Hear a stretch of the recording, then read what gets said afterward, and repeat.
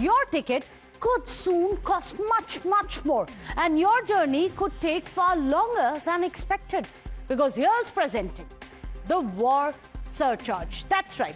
Escalating tension in West Asia has now begun to ripple across the global aviation market, and this has forced the airlines to rethink their routes, avoid key airspaces, deal with rising fuel costs. The impact is already being felt across the entire industry, and passengers could just be feeling the pinch in their pockets as well. Well, we are going to break it out and tell you exactly why you will now have to pay a war surcharge on your airline tickets. Well, let's explain. Well, Air India is the first airline. This has announced a phased increase when it comes to airfares. They say that this is going to help offset the recent surge that we've seen in aviation fuel costs. So let's take a look at this. In the first phase, you have flights which are there in India, across India and across countries. Earlier, there was no such surcharge, and now in phase 1, which begins tomorrow, March 12th, the surcharge is going to be of $399 per ticket. The second phase, which is going to be put in place on 12th of March onwards, I beg your pardon, this is the Middle East also. Let's tell you about the first phase itself. In Middle East, in the first phase, which is again tomorrow itself, if you start booking your tickets, there's going to be no surcharge earlier. Now the surcharge is going to be that up to about $10.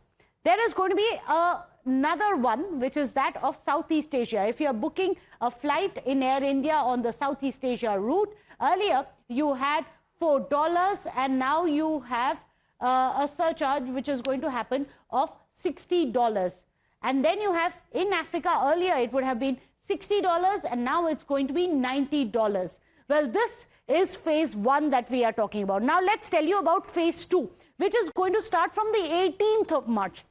If you book tickets after the 18th of March onwards, then if, for example, you want to go to Europe, these tickets are going to be much more expensive now. Earlier, you were paying a surcharge of $100. Now the surcharge is going to go all the way up to $125. So you see how the uncertainties of wars are now going to be playing up. If you book a ticket to North America and to Australia, earlier it was $150 surcharge. Now the surcharge is likely to go all the way up to $200, which is close to 20,000. So that's the kind of surcharge you may be paying per ticket. Now remember, Air India has said that it's not just America, Australia. This is from the second phase. In the third phase also, they say they are perhaps going to roll out if the war continues.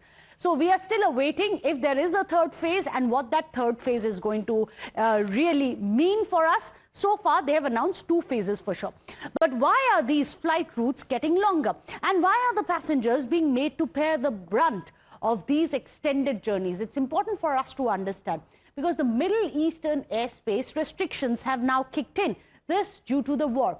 Also, the second problem is that the flights now are getting rerouted via Asia and Europe. Later on, I'll explain how that works and why airspace restrictions are the ones causing for longer routes. And as we all know, longer route means more fuel burn. And if there is more fuel burn, of course, that means that you, the flyer, is going to be paying more. So the fuel, up to 40%, fuel amounts to up to 40% of the operating costs of an airline. So if that 40% of their operating costs goes up, as we are seeing now in the midst of this war and the crisis which is there in the oil supply chain, this has happened and resulted in higher war surcharges on tickets. Rerouting, of course, adds thousands of kilometers more, means if you're traveling longer, you're burning more fuel, and now you're going to be paying more as well.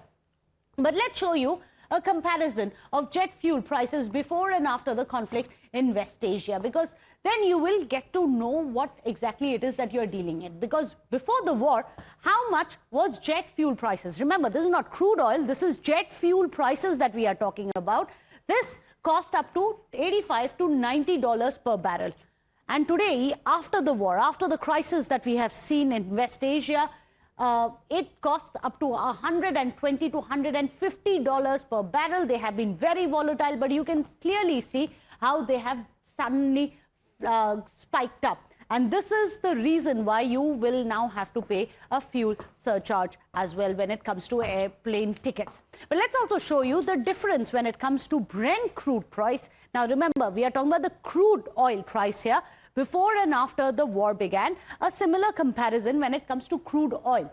So the day before the war, Brent crude oil means per barrel was $72.9 per barrel, and now after war on the 9th of March it has spiked up from 72 to 120 on 9th of March. Of course, now it has again been brought down. The government has put in a lot of effort to try and ensure that it doesn't cross the $90 per barrel, but we are going to wait and see, because we've seen a lot of volatility when it comes to the oil market. Now, since the war began, remember, there have been several major flight routes which have been disrupted. This has pushed the travel time significantly higher as well. In fact, let's take a look at some of these examples which are coming in. Well, earlier, the Delhi-Dubai to New York, for example, this flight would have taken about 21 to 25 if you were traveling from Delhi across to New York City and you were flying via Dubai. The whole flight would have taken you about 21 to 25 odd hours. But now, because you can't go towards Dubai, where we have seen several strikes by Iran, now the same flight, for example, would be via Singapore. So from Delhi, you'd go to Singapore. From Singapore, then you'd go to New York, which means a 30 to 40 hour as opposed to a 20 to 21 hour flight. Again, if you have to go from Mumbai to Los Angeles, earlier you would have gone via Dubai, which would have meant about 20 to 26 hours of a flight time. Of course, depends on the layover, but now you'll have to again go from Mumbai to Singapore to Tokyo to Los Angeles. This is the kind of rerouting you'll have to do, because a lot of these airspaces are also closed, which means a 32 to 40 hours of flying time. So that's the amount of time that you're going to be spending as well in airports and on flights. Earlier, Mumbai to Mumbai to London, you would have gone via Doha, spending about 12 to 14 hours. Now you will have to go from Mumbai to Istanbul, Istanbul to London. That will take about 16 to 20 hours for something which would have earlier taken only 10 hours. If you want to go to Toronto from Delhi, you would earlier go via Dubai, which would be 19 to 22 hours. Now you'd have to go from Delhi to Hong Kong to Vancouver and then to Toronto, which would take your travel time over to 28 to 36 hours. This gives you a sense. If, for example, if you're going from Bangalore to Paris, earlier it would have been via Abu Dhabi. Now it's Bangalore to Singapore to Paris, which means 18 to 22 hours as opposed to 13 hours that you probably would have spent earlier. So while air travel and Brent crude prices, as we are just showing you, have been severely impacted, Iran has also targeted some of the key oil refineries across the Middle East in retaliation, and that is one of the reasons why we are highly worried about the entire supply chain. For example, take a look at some of the major facilities that have been hit. UAE's Ruwais refinery. This has been hit by a drone. Now, this refinery had a capacity of over 9.22 lakh barrels per day, and now this has been struck. This gives you an idea as to how badly the entire servers and the reserves have been hit. Let's look at Saudi Arabia. You had the Ras Tanura refinery. That too has been hit by a drone, and you can see 5,50,000 barrels per day was the capacity, which now has been disrupted after it was struck by drones. We are putting out the capacities here and the pictures there for you to look at. Again, you had the Aramco refinery also, which is there in Saudi Arabia, which has been hit, and that takes a huge hit. In Bahrain, you have the Sitra refinery, which has also been struck by drones of Iran. Then there is, of course, the Bapco Energy's refinery, which has been hit. Across in Israel also, you had the Haifa refinery, which also has been a target of the missiles which have been fired from Iran. So we all know that Russia, of course, has been one of the major suppliers of oil to India. Earlier, it was up to 40%. Of course, that had come down now. But what some of the other countries that India has historically relied upon, it's important for us to remember that India now is ensuring that it is going to phase it all out and not just depend on one specific country for all its supplies. This is the latest one coming in from the Ministry of Commerce and Industry. It says from Russia, India is taking about 32.4% of its oil imports. Then there is a huge bunch which is coming in from Iraq, which is 17.6% of our imports of crude oil is coming in from Iraq. Then is Saudi Arabia, which is 13.6, UAE 11.1, US which is 8.1. Then you have Kuwait, Angola, Nigeria and Colombia. So you can see India is trying to hedge out its bet that there is no over-dependence on only the Gulf nations as well. There are others also that we are importing oil from in case the West Asia fire continues to burn. But can the government actually bring this spike under control? That's the question. Let's take a look at some of the examples when the government did step in before to take stock of the situation. Remember the COVID time for 2 whole years, from 2020 to 2022, during the pandemic, the government had stepped in and there was fare bans which were made, and every fare ban which was based on the number of kilometers that the flight was traveling, there was a cap set for all the domestic flights. In addition to that, the government also started operating Shramik special trains so that the pressure was not just on the aviation sector. Those who wanted to travel could also take trains instead. So that was an option available. And just last year, few months back in December 2025, remember the huge Indigo fiasco that we had seen, a big crisis which had a domino effect across the aviation sector in India. There too, the government had stepped in with temporary fare caps which were put, and this was not just in Indigo, it was across all the airlines, so that there were not huge surcharges which were being put out by the other airlines. Then in October 2025, this is during the Kumbh Mela, and not the first time, and several times in the past as well, the government ran extra trains to cut down on the demand. And every Diwali we've seen this, including the last Diwali, where airlines were asked to increase the number of flights so that there is greater supply and hence there is not going to be any crunch on it. Now let's get you some of the political reactions coming in. Of course, you have the opposition parties have said that the government is in deep slumber. They haven't done enough to cap the prices. नहीं बढ़ाया गया है तो कार्रवाई क्यों नहीं हो रही है? ये आपदा में अवसर ढूंढने वाले लोगों का गिरोह है। और आपको याद होगा जब ये विपक्ष में थे तो क्या क्या पेट्रोलियम दामों के बारे में बोलते थे। सत्ता पक्ष में आए तो जब इंटरनेशनल मार्केट में एकदम नीचे गिर गया क्रूड ऑयल का रेट, तभी इन्होंने कम नहीं किया। तो जो बढ़ा देंगे कम भी नहीं करेंगे। I don't think on the name of fuel surcharge they should increase the fare. Particularly the Ministry Civil Aviation, the Minister and Secretary will definitely look into it. We will also talk to them because the war is on, that's there. But in name of fuel surcharge, if you are hiking the fare, it's not correct. I think there will be naturally some rises in the price because the price of oil has gone up and the price of gas has also gone up in the world market. It went up to $115, it came down to $91, and it's kind of oscillating in that range, which is much higher than before. So naturally the customer will also have to bear some burden. But I'm very pleased by the fact that the government has taken up a lot of that burden. Well, let me go across today. We have joining us here on the show Parvez Damania, the former executive director of Kingfisher Airlines. Also Bijon Mishra, a consumer rights activist. Parvez Damania, I'm going to come to you first to get the side of the airlines. Air India has already imposed a war surcharge, which is going to be implemented from tomorrow onwards. Is this a knee-jerk reaction, too early and too high?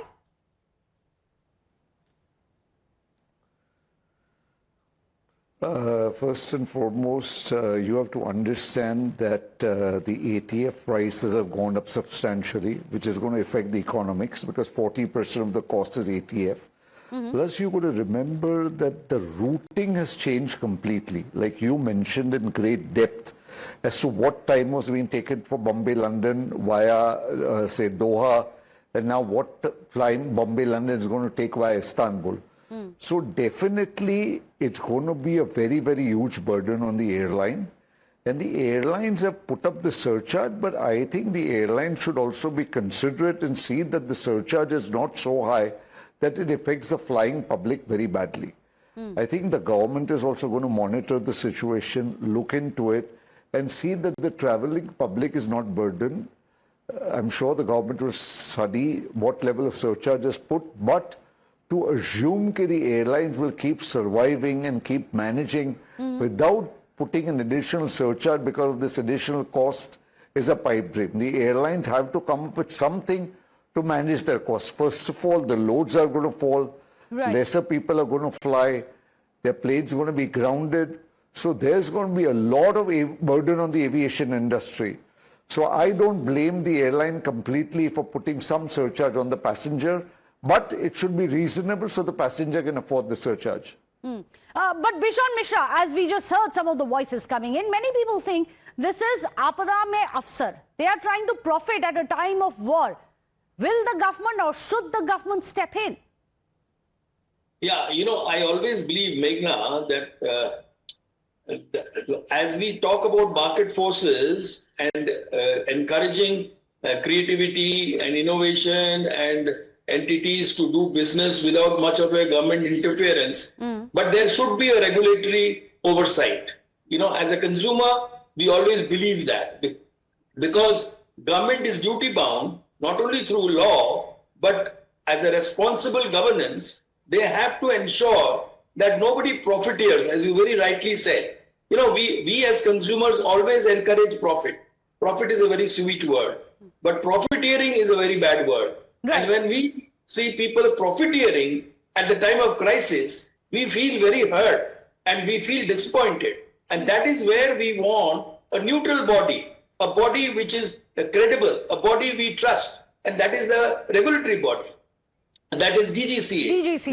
They should intervene. They should tell the consumers, no, don't get worried. We are looking at it. We are ensuring that they are not overcharging. We are making sure that they are taking the right price from you. They have to come out and give these kind of statements where our trust further improves on the system. Today, we don't hear from them. And because we don't hear from them, we start doubting that what is going on behind the back. And that is where we want that a lot of transparency should come in. We feel that there is a big role. Meghna plays a very big role. Let me tell you, you are the one who gets the information from the right source in the right manner. And that is why we trust your channel. That is why we, switch on to your channel to listen to you. Because we know that you will not come with sensationalism. You will not come out with, false, sensational news. You will come with very credible news. You will come with the data. You will come with evidences. You will talk to the right people. You will get that data for us because we are not able to get that data. Absolutely. And that is the problem. And I absolutely agree with you. It's important at a time like this, we have information. We must arm ourselves with information and transparency. That's the least that can be given to the flyers at a time like this, when there is war across the globe. Now, Parvez Damania, what many people have been worried about is that Air India has already imposed this war surcharge. It kicks in from tomorrow. Will other airlines also follow through? They may be the first, but are they setting a template for others to do that? 100%, 100%. So this is the floodgates have been opened? I have absolutely no doubt if Air India's put in the surcharge. It's just a matter of time before Indigo jumps in, and so will SpiceJet and all the others. But you have to understand that however we may wish that the surcharge doesn't come and costs don't go up, but the airlines also have to survive. The way the industry is going right now, the survival will be a threat. This war has affected the aviation industry throughout the world, just not in India. So it is of great concern to us. And you see the DGCA role has become very grey. The DGCA is supposed to be responsible for the safety. The DGCA can't interfere in every time there's a commercial issue. This is a free market economy. So you've got to understand that the airline should be allowed to charge what they like. But yes, not taking advantage of the situation. But I think today's surcharge is not taking advantage of the situation. It's just a matter of survival for the airline. $200, many would say, Mr. Damania, is a lot per ticket. If there is a $200 surcharge which is put in, and Bishan Mishra, closing comments I'm going to take. What's the difference between making profits and profiteering? Should the cap kick in? I agree with Parvez Damania. Yes, someone must pay the price for the high fuel prices, but who will that be? So it has to be a neutral body. It has to be a group of experts. It has to be a credible set of people whom we believe on. who understands aviation, who understands the economics. So we want a statement from them. They should scrutinize it and they should come out with a statement that they have investigated, they have calculated, and they have come to the conclusion that this is the surcharge which can be imposed, and it is left to the airline to understand whether they will impose it or not, because it is again a market competition. You see, there may be an airline who might like to take a hit at this point of time, right, because they want to tell the customers that, look, we stand behind you. We don't want to increase the fare because you have helped us to grow at a time when we wanted to grow. So we want to give back to you by showing certain gestures. So leave it to the airline to decide how they want to manage their affairs, and not intervene in terms of management, but intervene in terms of unethical practices to be adopted, unfair trade practices to be adopted, where competition commission can play a role. So many laws are there in our country. So many regulators are there in our country. This is the time when they should wake up and gain the confidence of the consumers, that they are not sleeping. They are working in the interest of the consumer. And also, unfortunately, that hasn't happened. We are still awaiting to get any kind of a statement, any kind of clarification from the DGCA. We are still waiting. Hopefully, at the end of it all, we can come out of this. We understand that there is air turbulence which has been caused by the war, but at whose expense is the question. Thank you so much. Appreciate it. Parvez Damania as well as Bejon Mishra for taking time out, speaking to us here on Times Now. Without a short break, stay tuned.